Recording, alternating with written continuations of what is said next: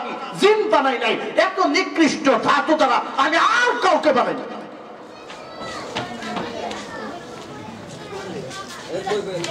সবচেয়ে নাপাক, এই নাপাক দ্বারা আল্লাহ কেন বানাইছে এটারও একটা হাকিকত রহস্য। সেটা হলো আল্লাহ জানে দুনিয়াতে যায় মানুষ অহংকারী করে না, এই অহংকারী থেকে বাঁচানোর জন্য আল্লাহ এমন জিনিস দ্বারা বানাইছে, এই মানুষ কেমনে অহংকারী করে, দেখ তোকে কি দ্বারা বানাইছে। এই কথাগুলো করে কি সমস্যা, কি বুঝেই না কোরআন হাদিসের গুরুত্ব, জীবনে আর বুঝবো কইতে লাশ হয়ে যাবে, এরপরে বুঝবো না।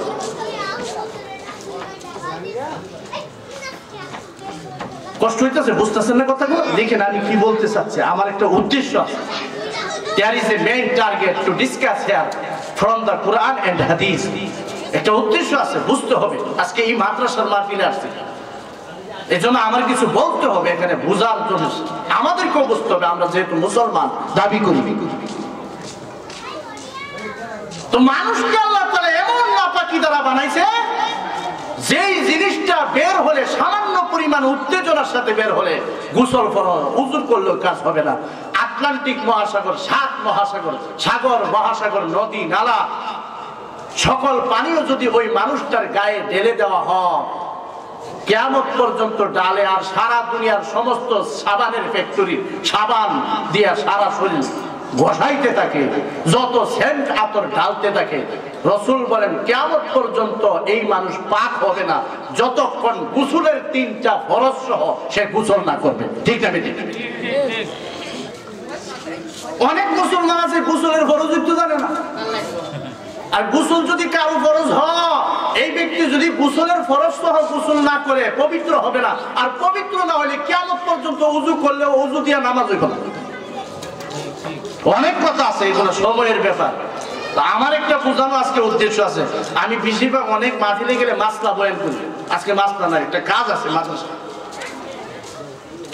দয়া করে কেউ আওয়াজ করবেন না, don't make sound here please.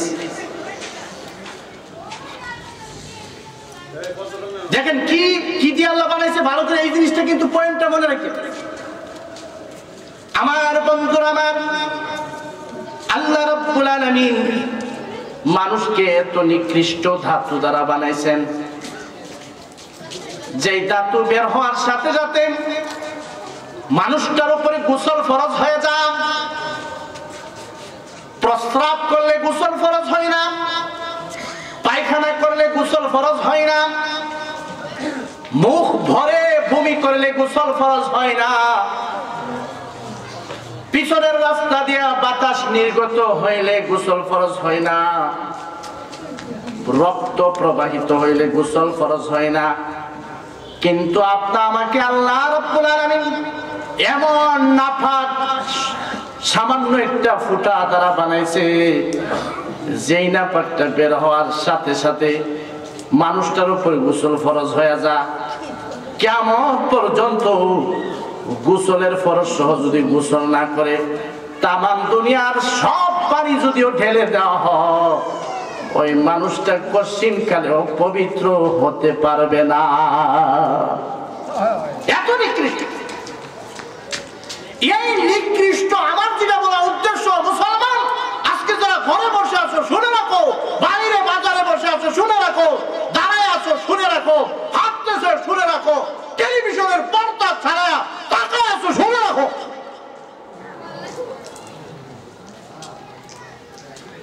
এত নিকৃষ্ট জিনিস দ্বারা আল্লাহ জিনকেও বানাই নাই, এমন নিকৃষ্ট জিনিস দ্বারা আল্লাহ তাআলা ফেরেশতাকেও বানাই নাই।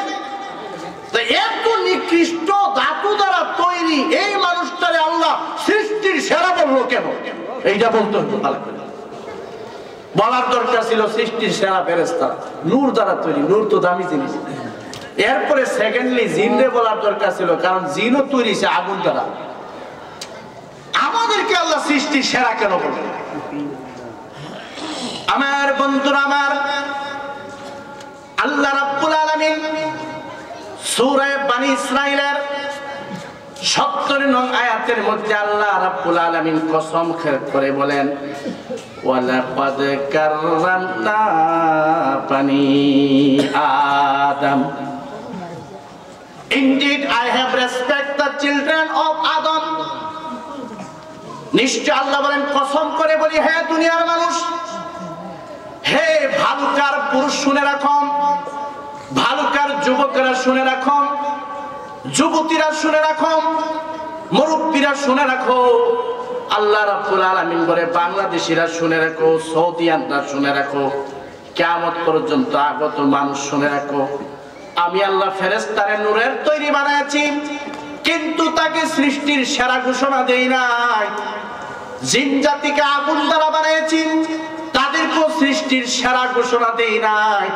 তোমাদেরকে আমি আল্লাহ নিকৃষ্ট ধাতু দ্বারা বানাইলাম, তোমাদেরকে নিকৃষ্ট তুচ্ছ নগণ্য এক বিন্দু পানি দ্বারা তৈরি করে আমি আল্লাহ মোহাব্বত করে তোমাদেরকে সৃষ্টির সেরা বানায় দিলাম।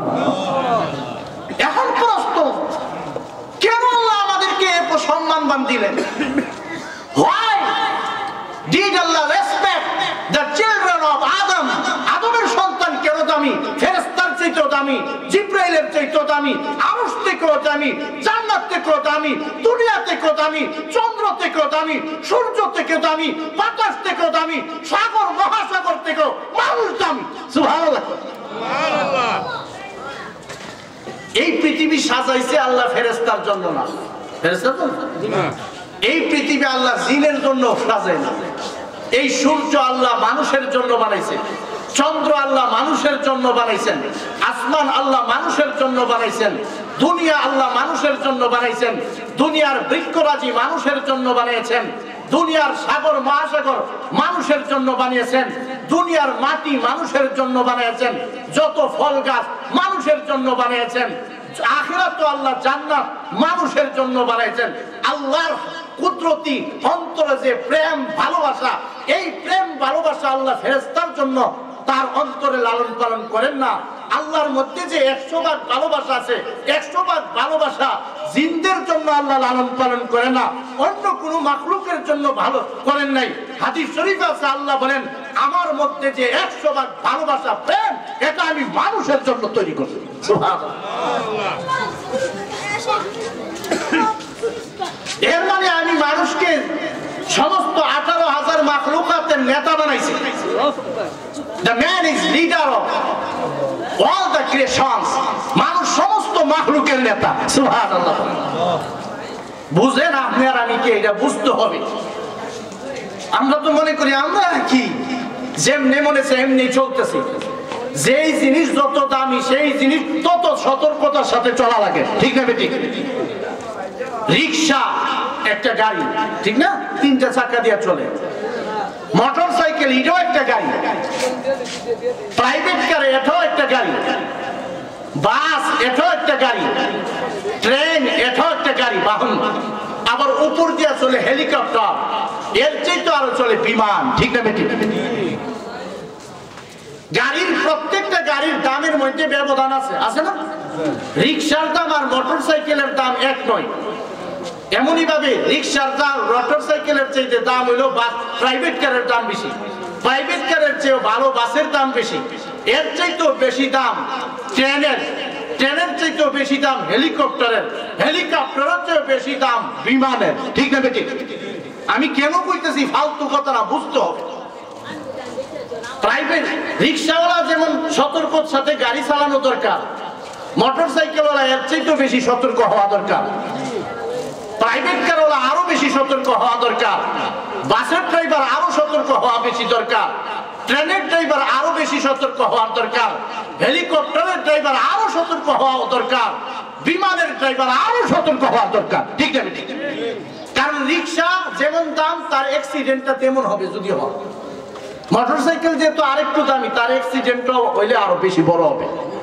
প্রাইভেট কার যেহেতু আরো দামি, এটার অ্যাক্সিডেন্ট আরো বেশি বড় হবে। বাস যেহেতু আরো দামি, এর অ্যাক্সিডেন্ট হইলে আরো বড় হবে, প্রাইভেট কারের চেয়ে ভয়ঙ্কর হবে। ট্রেন গাড়ি যেহেতু সবচেয়ে বেশি দামি, এই জন্য ট্রেন গাড়ি যদি অ্যাক্সিডেন্ট করে, এটা মোটরসাইকেল, বাস, প্রাইভেট কার সবগুলা মিললে যে ভয়ঙ্কর বা ক্ষতিগ্রস্ত হবে। একটা ট্রেন যদি অ্যাক্সিডেন্ট করে এর চেয়ে 1000 গুণ বেশি সমস্যা হবে, ঠিক আছে? ঠিক। এমনই ভাবে হেলিকপ্টার এটা আরো দামি, এই জন্য তারে আরো সতর্ক হইতে হয়। বিমান আরো দামি, এই জন্য বিমানের চালক আরো সতর্ক হইতে হয়, ঠিক না ঠিক? যেই জিনিস যত বেশি দামি তার সতর্ক হইতে হয় বেশি, কারণ যে জিনিস বেশি দামি ওইটার অ্যাক্সিডেন্ট করলে ক্ষতি হয় সবচাইতে বেশি। আরেকটু উদাহরণ দিয়ে আপনাদেরকে বোঝাই, ভাত আর একটা পোলাও, বুঝছেন তো? ভাতের দাম বেশি না পোলাওর দাম বেশি? ভাত পচলে খাওয়া যায়, জানেন তো?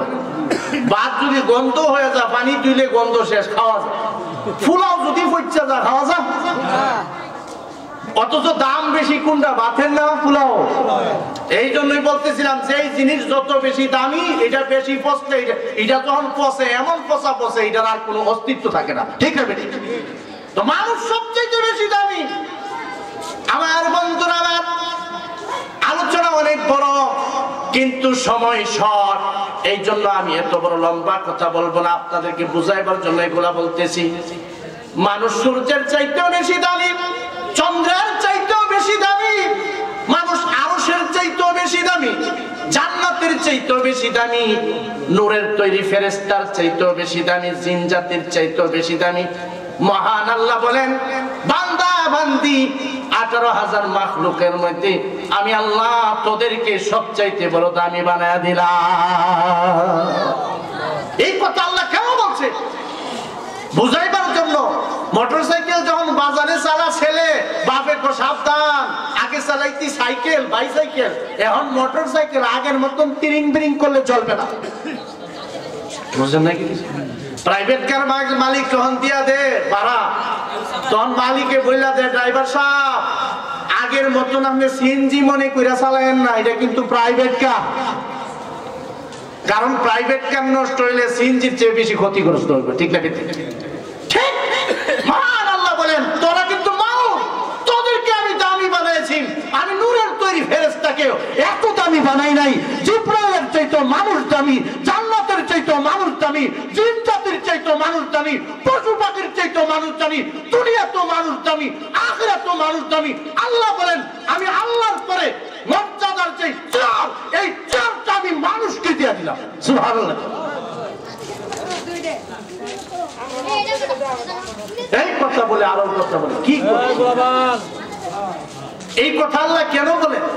আল্লাহ মানুষকে বেশি ভালোবাসে। কি বলেন? মানুষকে আল্লাহ তাআলা কি করে? বেশি ভালোবাসে। এই জন্য আল্লাহ বারবার বলে, তোদেরকে আমি দামি বানাইছি, বানিয়েছি। এই জন্য তোরা যদি অ্যাক্সিডেন্ট করস, পোলাও যেমন পচা গেলে আর খাওয়ার যোগ্য থাকে না, তোরাও যদি নাফরমানি করতে করতে পচা যাও, তাহলে তোদের স্থান কিন্তু ভালো জায়গা হবে না, জাহান্নাম হবে। এখন যেটা আমার বোঝানোর উদ্দেশ্য, এখানে মানুষকে আল্লাহ এত দামি বানাইলেন কেন? মানুষকে বানাইছে মনে আছে কি? একবারে এমন এক পচা জিনিস দেয়া যে এর চাইতে নিকৃষ্ট আর কিছু নাই। এমন নিকৃষ্ট বস্তু দ্বারা তৈরি মানুষ নূরের তৈরি ফেরেশতার চাইতেও দামি, আগুনের তৈরি জিন চাইতেও দামি, এমনকি মহান আল্লাহর সিংহাসন চাইতেও দামি, জান্নাত থেকেও দামি, দুনিয়ার সবকিছুর চাইতে দামি, আখিরাতের সবকিছুর চাইতে দামি। কিসের কারণে এত দামি? আবার কিন্তু আল্লাহ তাআলা অনেক ব্যাখ্যা, কুরআন শরীফে আল্লাহ মানুষকে আরো খারাপও বলছে। উলাইকা কাল আনআম বাল হুম আদাল উলাইকা হুমুল গাফিলুন। আল্লাহ তাআলা এই আয়াতে আবার মানুষকে কুকুর শুকুরের চাইতেও নিকৃষ্ট বলছে। অনেক বড় আলোচনা ছড়াইতে চাই না, আমি একটু বলতে চাই, মানুষ এত দামি কেন বলে? এই জিনিসটা আজকে আমাদেরকে শিখতে হবে। We have to learn this thing from today's discussion. আজকের আলোচনা থেকে শিখতে হবে মানুষ কেন দামি।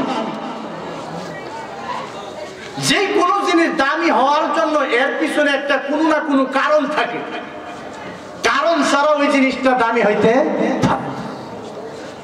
তো মানুষ যে দামি, এটার কারণ কি? আসেন আমরা দেখি কোন কোয়ালিফিকেশনের ভিত্তিতে মানুষ আল্লাহ তাআলা সৃষ্টির সেরা বলেছেন। পৃথিবীর মধ্যে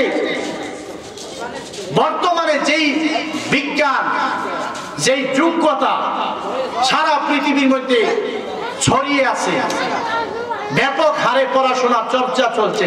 4টা বিজ্ঞান দুনিয়ার মধ্যে বর্তমানে সারা পৃথিবীতে ছড়িয়ে আছে এবং এটার ব্যাপক চর্চা চলছে। আসেন দেখি, এই সাইডটা তো বড় বিজ্ঞান, এর চেয়ে বড় আর কোন জ্ঞান বিজ্ঞান নাই পৃথিবীতে। যেই সাইডটা বিজ্ঞান বর্তমানে সারা পৃথিবীতে ব্যাপক হারে ছড়ছে। আসেন, মানুষকে আল্লাহ তাআলা ওই বিজ্ঞান গুলার কারণে বড় বলছেন কিনা, সৃষ্টির নেতা বানাইছেন কিনা, কোন যোগ্যতা দেখি এই যোগ্যতা। 1 নম্বরে আসেন ডাক্তারি বিজ্ঞান, ডাক্তারি সায়েন্স। আহা, কথা বললো না বাবা, ডাক্তারি সায়েন্স বুঝেন তো? ডাক্তারির মধ্যে মেডিকেল সায়েন্স যেটা বলে, ওইটার মধ্যে আলোচনা করা হয় মানুষের অল বডির মধ্যে কোন সময় কোন ধরনের রোগ হইলে কোথায় কোন ধরনের মেডিসিন ইউজ করতে হবে, ঠিক না বেঠিক? এখন আসেন, এই মেডিকেল সায়েন্স আমাদেরকে সৃষ্টির সেরা বানিয়েছে কিনা? বানাইছে না। আমার বন্ধুরা, আমার আজকাল আমার কোন ছেলে যদি ডক্টর হয়ে যা, ডাক্তার হয়ে যা, মেডিকেলের পরে প্রফেসর হয়ে যা, আমরা তাকে নিয়ে গর্ব করি। আজকে যদি ভালুকা শহরের কোন একটা লোক, একজন ছেলে যদি ঢাকা মেডিকেলের প্রফেসর হয়ে যা, আমরা গর্ব করি, সালাম দে, আহ এমুকরে ভাগ্যবান ভাগ্যবান বলি, গর্ব করি। কিন্তু একটা ছেলে যদি হাফেজে কোরআন হয়, তাকে নিয়ে গর্ববোধ করতে পারি না আমরা।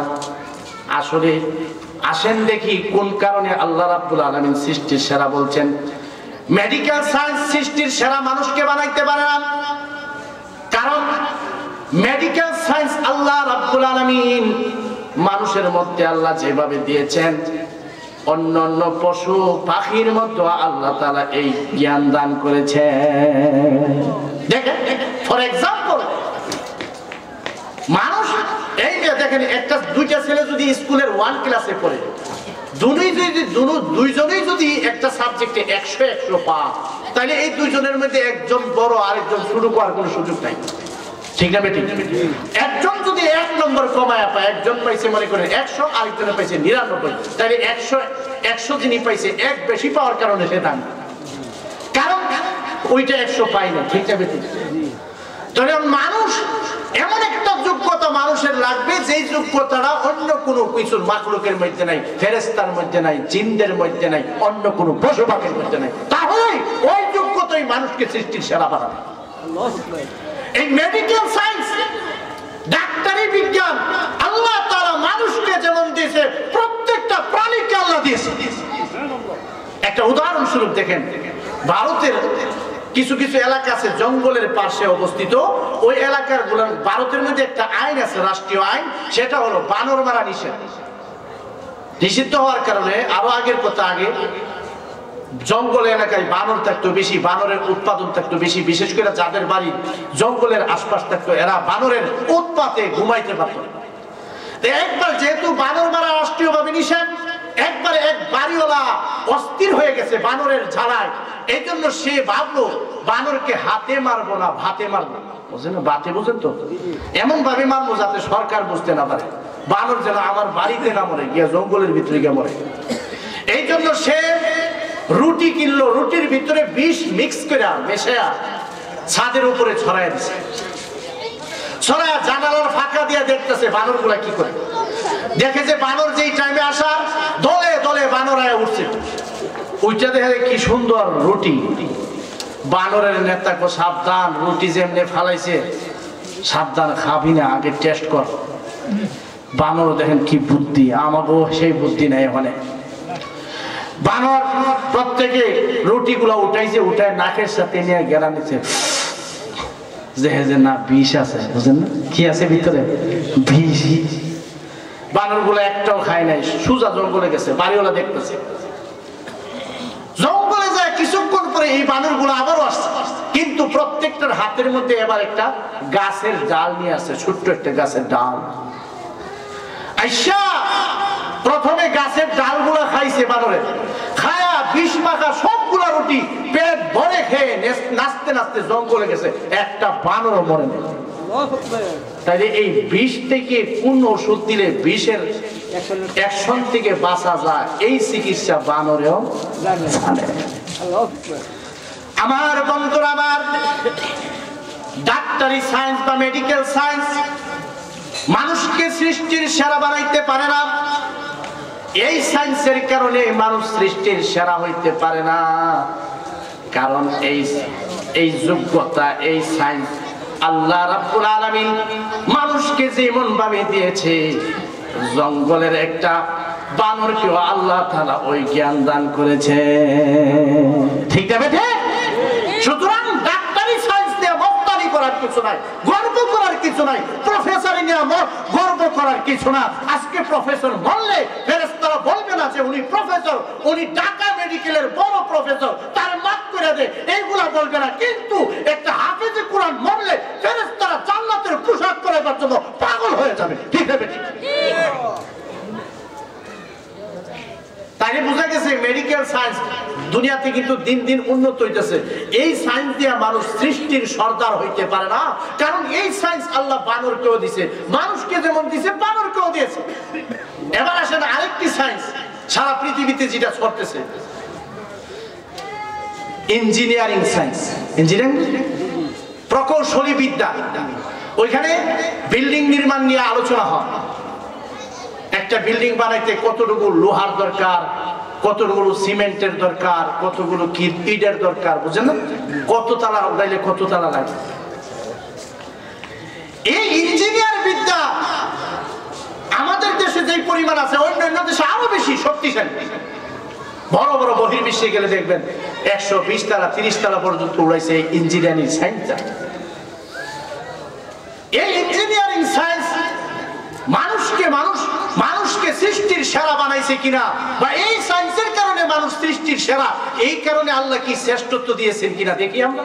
হ্যাঁ, ইঞ্জিনিয়ারিং সায়েন্সের কারণে মানুষ সৃষ্টির সেরা তখনই হবে যদি এই সায়েন্স আল্লাহ তাআলা একমাত্র মানুষকে দিয়ে থাকেন।